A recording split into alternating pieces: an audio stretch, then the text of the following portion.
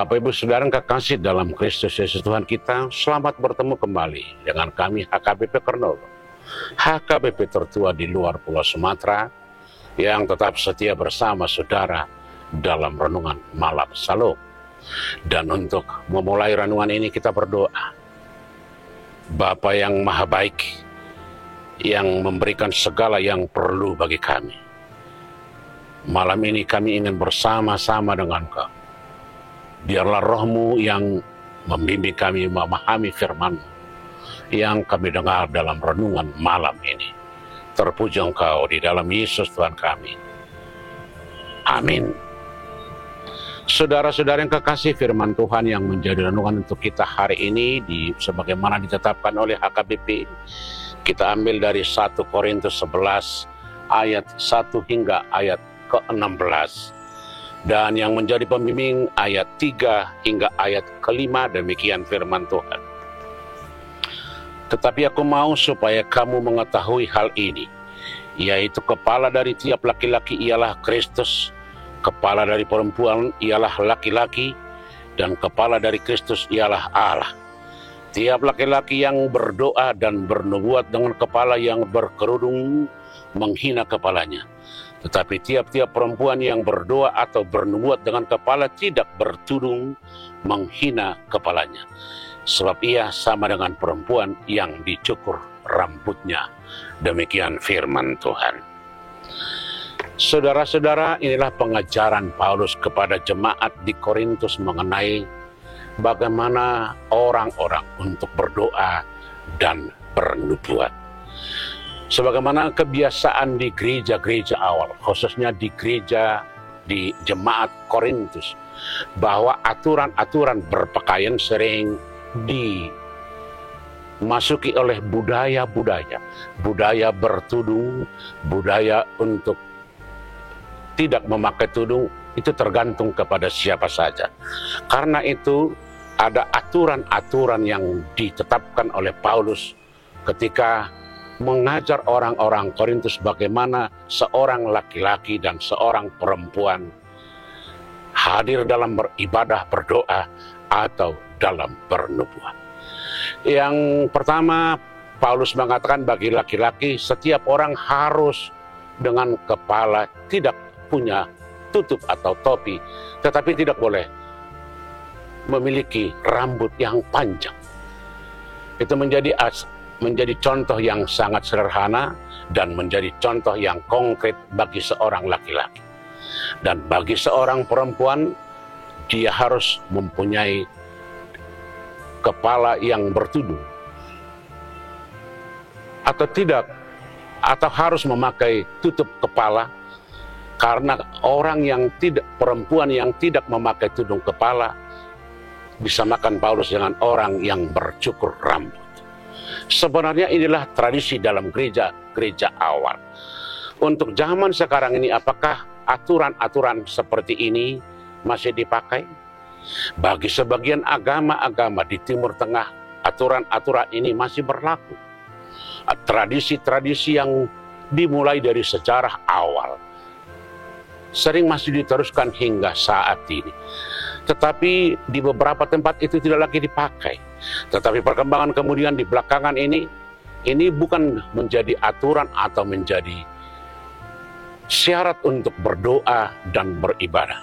Sering tutup kepala atau tudung kepala dipakai hanya sebagai hiasan, sebagai simbol-simbol. Karena itu untuk zaman sekarang ini yang paling utama adalah bagaimana seorang laki-laki yang memimpin ibadah atau yang beribadah atau yang bernubuat, dia harus memakai pakaian yang sewajarnya, tidak asal-asalan atau sembarangan, atau tidak berpakaian secara tidak senonoh. Yang kedua, bagi perempuan, dia tidak harus menutup kepalanya, tetapi harus dengan berpenampilan yang baik. Penampilannya jangan menjadi godaan bagi orang lain atau batu sandungan bagi orang lain. Karena sebenarnya tudung kepala atau pakaian hanyalah sebagai pakaian untuk menutupi supaya kelihatan sopan dan kelihatan dengan baik, tidak mengundang tanda tanya, tidak mengundang batu sandungan bagi orang lain. Itulah kata Paulus di dalam firman kita hari ini. Laki-laki adalah kepala bagi istri, sebagaimana ketika sejarah penciptaan laki-laki diciptakan Tuhan pertama sekali, kemudian perempuan diciptakan Tuhan di bagian yang kedua. Karena itu bagi Paulus laki-laki adalah kepala bagi istri, tetapi laki-laki kepalanya adalah Kristus. Artinya baik laki-laki, baik perempuan, bagi Paulus itu adalah tubuh Kristus dan yang menjadi kepala adalah Kristus. Sebagai tubuh dari Kristus, tidak ada perbedaan laki-laki dalam bentuk pakaian, dalam bentuk penampilan. Hanya saja itu ditentukan oleh budaya-budaya setempat, bagaimana supaya tampil menarik dan indah, tidak menggoda, tidak membuat batu sandungan. Tetapi seluruhnya diarahkan untuk memuliakan kepala itu, yaitu Kristus yang menjadi tujuan dari seluruh peribadatan, ibadah, nubuatan, dan doa-doa. Saudara-saudara yang kekasih, inilah yang diajak oleh Paulus bagi setiap orang. Dan untuk kita pada saat-saat ini, ada godaan tertentu ketika orang-orang masuk di ruang-ruang ibadah, di tempat-tempat ibadah. Ini sering menjadi bahan-bahan perbincangan atau menjadi batu sandungan bagi orang lain dengan cara-cara berpakaian, dengan cara-cara yang tidak sewajarnya tampil atau berada di tengah-tengah peribadatan. Atau sebaliknya, banyak orang-orang yang tampil melebihi keberadaan, melebihi yang sewajarnya. Di beberapa agama ada pakaian-pakaian yang mungkin menjadi sangat berat atau menjadi susah, tidak lagi enteng dan sederhana. Tetapi di sebagian orang pakaiannya terlalu radikal, tidak mempunyai aturan atau sesukanya.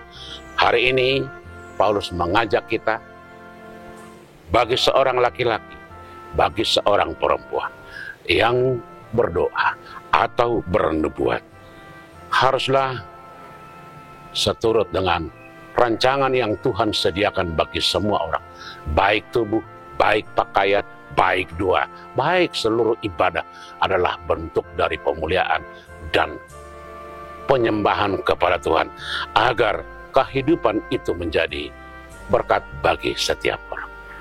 Biarlah semuanya kehidupan kita, baik pakaian kita, cara hidup kita, baik penampilan kita, harus menjadi bagian dari seluruh iman percaya kita, bahwa kita dipanggil untuk menjadi saksi-saksi yang hidup untuk dunia ini, untuk semua orang, agar semua orang mengenal Tuhan yang telah memberikan yang terbaik bagi setiap orang.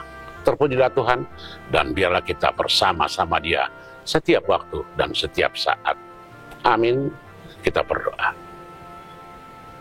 Kami bersyukur untuk firman-Mu yang malam ini mengajar kami supaya pakaian kami, cara kami, penampilan kami adalah ibadah bagi Tuhan, bukan menjadi batu sandungan bagi orang lain atau membuat orang lain berdosa. Ajar kami memahami itu, mengerti itu, agar semuanya kami persembahkan demi kemuliaan nama-Mu. Hanya di dalam Yesus kami berdoa. Amin. Anugerah Tuhan kita Yesus Kristus, kasih setia Allah Bapa, dan persekutuan dengan Roh Kudus kiranya menyertai saudara-saudara sekalian. Amin.